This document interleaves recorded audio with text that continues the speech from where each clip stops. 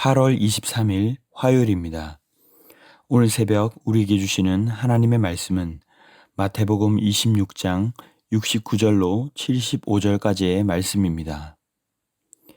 베드로가 바깥들에 앉았더니 한 여종이 나와 이르되 너도 갈릴리 사람 예수와 함께 있었도다 하거늘 베드로가 모든 사람 앞에서 부인하여 이르되 나는 내가 무슨 말을 하는지 알지 못하겠노라 하며 앞문까지 나아가니 다른 여종이 그를 보고 거기 있는 사람들에게 말하되 이 사람은 나사렛 예수와 함께 있었도다 하매 베드로가 맹세하고 또 부인하여 이르되 나는 그 사람을 알지 못하노라 하더라.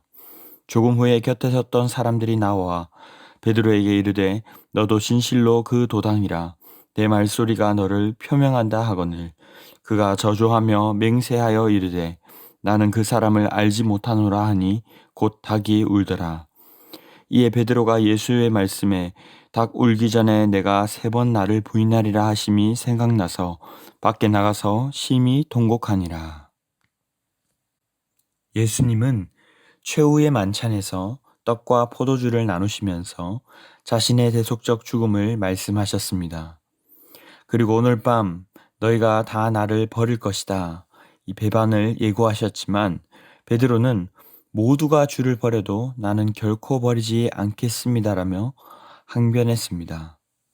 하지만 예수님은 베드로가 그날 밤 닭 울기 전 3번이나 부인할 것이라고 말씀하시죠. 그리고 정작 예수님이 대제사장에게 끌려갔을 때에 베드로는 아무런 말도 행동도 하지 않은 채 멀찍이서 지켜보고 있었습니다. 대제사장과 공회가 예수님을 신성모독하는 자로 증인도 필요 없이 사형이 합당하다며 침을 뱉고 손바닥으로 친 것이 바로 어제까지의 내용이었습니다. 오늘 69절에 실패감에 휩싸인 채 베드로가 바깥들에 앉아 있을 때 한 여종이 다가옵니다. 너도 갈릴리 사람 예수와 함께 있었도다. 그러자 그는 완강히 부인하며 나는 네가 무슨 말을 하는지 알지 못하겠노라고 대답합니다. 앞문으로 나가는데 이번에는 다른 여종이 이 사람은 나사렛 예수와 함께 있었다라고 말하자 베드로가 이번에는 맹세하고 부인하여 나는 그 사람을 알지 못하노라 말합니다. 그리고 잠시 후에 곁에 서 있던 사람들이 다시 나와 묻자 그는 예수님을 저주하며 맹세하기를 나는 그 사람을 알지 못하노라. 그때에 닭이 웁니다.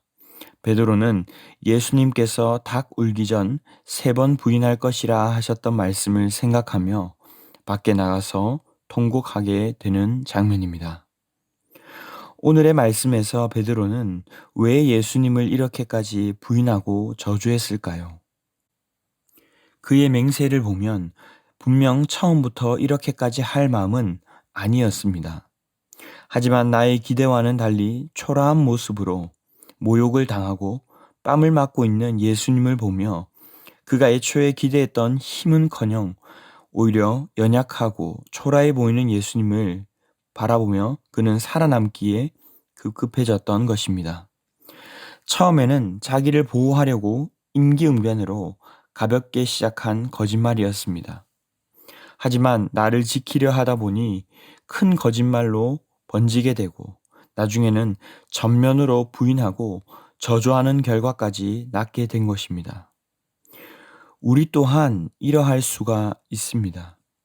처음 내 기대와는 달리 찾아오는 상황을 맞이했을 때 예수님을 부인할 마음은 없었지만 대화가 진행되는 것을 보며 교회가 욕을 먹고 기독교인이 비난을 받는 때면 나도 모르게 내가 믿는 신앙을 숨길 때가 있다는 것입니다. 또 반드시 신앙을 부인하는 고백은 아니지만 내가 그리스도인으로서 어떻게 이런 실수를 할 수 있을까 싶은 때가 우리에게도 있습니다.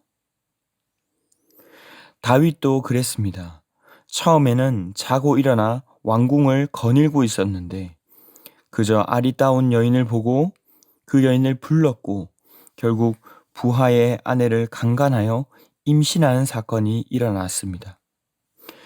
그리고 여기에서 그치지 않고 이를 무마시키려 장군을 집으로 보내어 애를 썼지만 막상 잘 되지 않자 결국 그 부하를 죽이도록 살인 교사하는 엄청난 죄를 범하고 말았던 것이죠. 그러고도 그는 뻔뻔히 왕노릇하며 살고 있었지만 선지자 나단이 그를 찾아와 그의 행적이 다 드러나게 되었을 때 그가 괴로워했던 것처럼 예수님이 오늘 하신 말씀대로 이루어진 셈이니 그는 견딜 수 없는 자괴감을 느꼈을 것입니다. 우리가 오늘 베드로나 다윗처럼은 아니라고 생각하지만 사실 크게 다르지 않습니다. 때로는 주님을 알면서도 마치 주님을 모르는 자처럼 살아갈 때가 있지 않습니까? 주님을 비록 정면으로 부인하진 않았지만 때로는 상황에 따라 환경에 따라 내가 그리스도인이라는 사실을 숨기거나 혹은 그리스도인답지 않게 나도 모르게 무례하게 살아갈 때가 있지 않습니까? 예수님의 제자로 살아가겠노라 했지만 결국 그 안에도 들여다보면 내 욕심이 도사리고 있고 온전치 못한 모습들을 발견하게 됩니다. 우리는 생각하는 것보다 더 연약한 질그릇과 같습니다.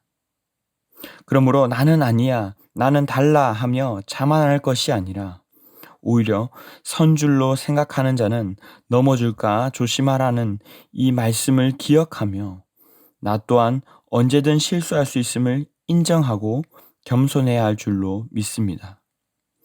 그리고 혹여나 하나님의 영광을 가리고 부끄러운 잘못을 저질렀을 때 오늘 베드로가 통곡했던 것처럼 우리의 죄를 토설하고 회개할 수 있기를 바랍니다. 넘어지고 실수하는 자신을 보며 괴롭지만 그러한 나까지도 사랑해 주신 주님을 기억하며 은혜를 구하고 성령의 도움을 구하며 정직하게 나아갈 수 있기를 바랍니다.